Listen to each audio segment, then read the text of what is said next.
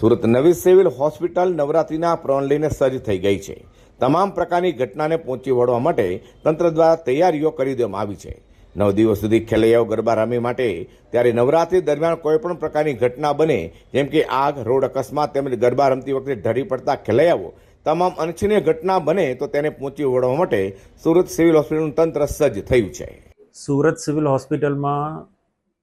આમ તો 24/7 બધી જ જાતની ઇમરજન્સીઓને મેનેજ કરવા માટે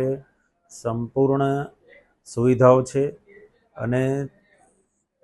એમાં ખાસ કરીને વિશેષ કરીને અત્યારે જે નવરાત્રિનું પર્વ આજથી ચાલુ થયું છે એના માટે પણ નવરાત્રિને લાગતા વળગતા જેટલે પણ કોઈ પણ જાતની ઇમરજન્સી હોય 24/7 અહીંયા બધી જ સુવિધાઓ ઉપલબ્ધ છે। જે કેઝ્યુઅલ્ટી ઇન્ચાર્જ મેડિકલ ઓફિસરો છે એમને પણ સૂચના આપવામાં આવી છે કે નવરાત્રિને લાગતા વળગતા કોઈ પણ ઇમરજન્સી હોય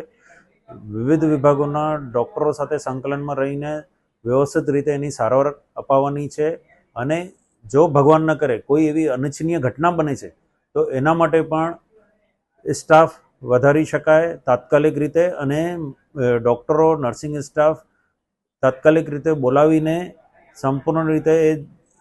જે વધારાનું પણ ઇમરજન્સી આવી જાય તો એને પણ ટેકલ કરી શકાય એવી પૂર્ણ રીતે તૈયારીઓ છે।